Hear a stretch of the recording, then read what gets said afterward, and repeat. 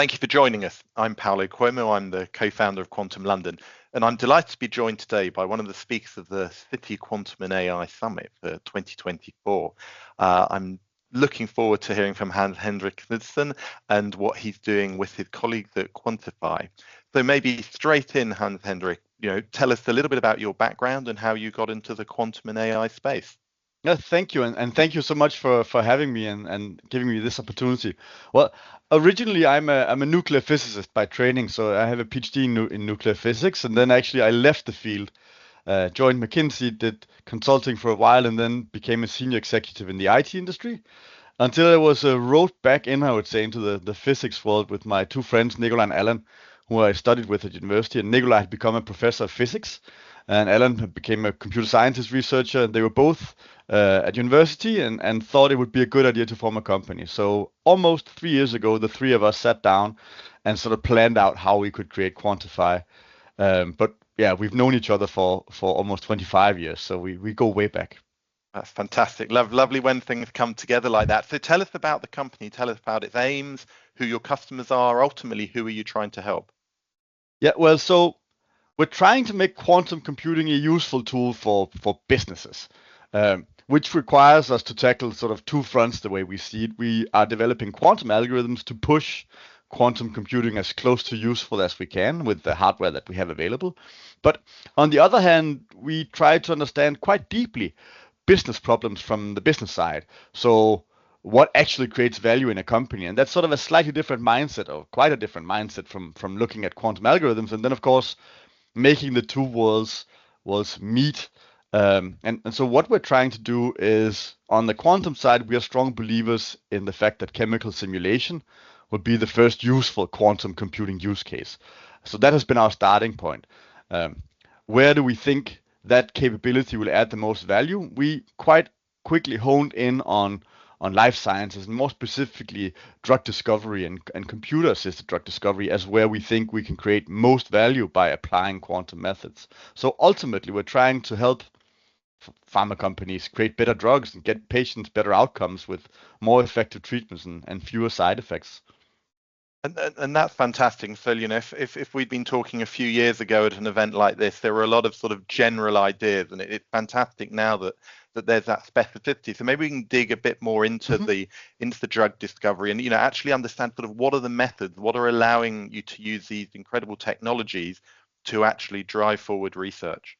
Yes, so it is, and that is sort of at the core of what is important. So you need to attack this in a completely novel way. Chemical simulation on quantum computers is like, that is a useful use case, but what do we do in drug discovery actually? And you could say quantum computing and quantum mechanics is really complicated, which is why the current chemical simulation we do in drug discovery, we spend quite a bit of effort removing all the quantum effects. That's how we're able to run simulations on today's computers. But if we want to benefit from a quantum computer, we need to add the quantum back in somehow. And that requires this interplay between quantum algorithms, but also novel classical sort of approaches to sort of combine new classical methods that actually has quantum effects in there, and then the actual quantum computing. So we're working a lot on reinventing classical methods as well to make them ready for quantum, and that requires leaving some of the sort of the way things are usually done in drug discovery and chemical simulation. I think if I want to add one thing, because this is a quantum and AI summit we're having, for this particular application, drug discovery, quantum and AI complement each other perfectly.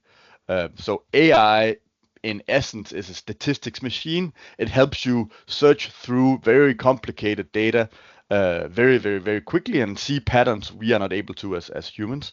For drug discovery, it can be hard because a lot of drugs or disease areas, you don't have a lot of data. So that's one thing. And the other thing is, we know that AIs hallucinate, so they can imagine drugs that aren't physically possible. So for those two reasons, you need what is called a physical model. So what actually happens in reality, you could say. And that's what we're building with our chemical simulation software. So we're building physical models of what actually happens, where you get great accuracy from the combined quantum and classical methods.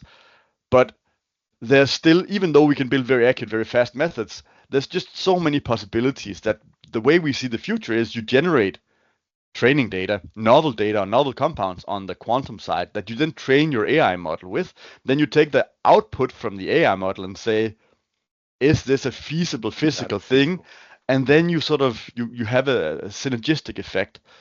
For now, we're very focused on the physical model part of this. So we're building the physical modeling software to do these calculations and the quantum algorithm that goes with.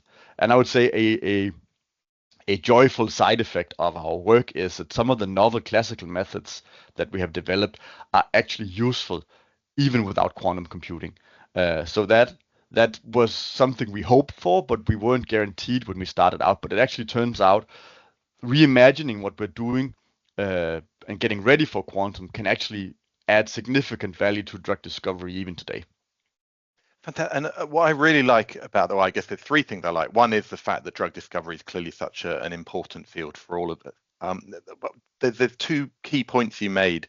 I think one is that what we're learning around from a classical point of view that we can do better as a result of having to think through a quantum lens, even though we're not there yet in terms of being able to execute it all from a quantum point of view. And that's certainly, I think, an increasingly important theme that many of us will be discussing. And then also, I love that way that you joined the AI and the quantum, because, of course, there's plenty of people who say, well, quantum computing amazing, AI amazing, but people are just trying to put them together to just have a buzzword soup. But I like the fact that you've explained so clearly how they can build off each other in a valuable way. Yeah, thanks. That is truly what we believe, and it's going to be amazing once we get there in a few years' time. The next question, I guess, is, there's a lot of companies sort of a similar shape and size to yours that have come together over the last few years. Talk to us a little bit about sort of how you feel you differentiate yourself compared to some of the others. I think there's quite a few quantum companies doing algorithms. We of course think we're amongst the best, but of those that do sort of both hardcore quantum stuff and actually useful stuff today, there's not that many of those that sort of combines the two. So either we see companies that are very strong at creating value today, but then perhaps not as strong on the quantum side, or very quantum focused, but not a clear path to delivering business value before quantum computing sort of comes of age. And I think we're sort of almost 50-50 split between the two, also because we think with our approach, this is not going to be many years. It's going to be a few years before we can add quantum into the mix. So we are sort of running on both, sort of full speed ahead on both fronts.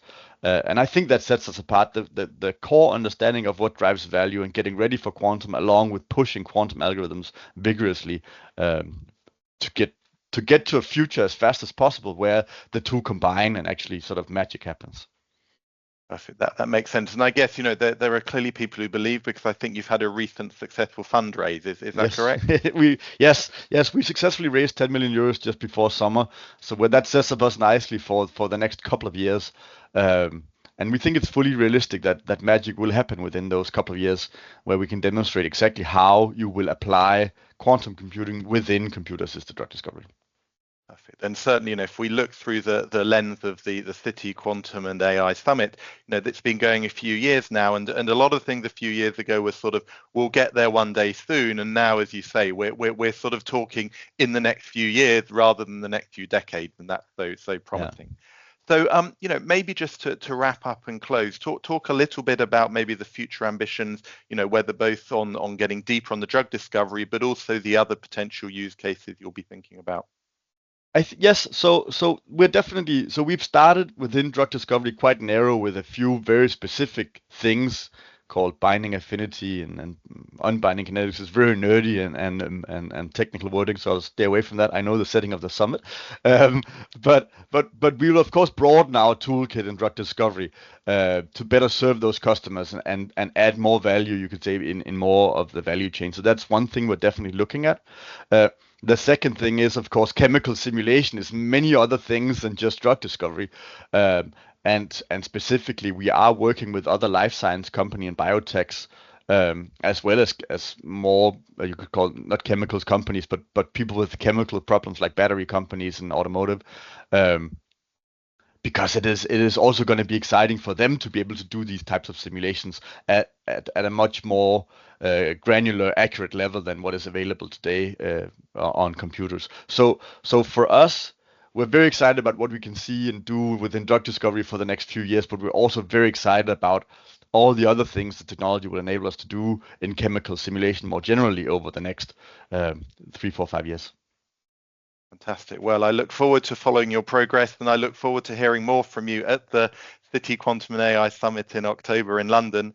And this is sort of looking positively to an exciting sort of tech-driven future, but ultimately one that has real positive impacts on everyday human beings. So thank you for your time, Henrik, and congratulations to you and your colleagues. Thank you, Paolo. Thank you for having me.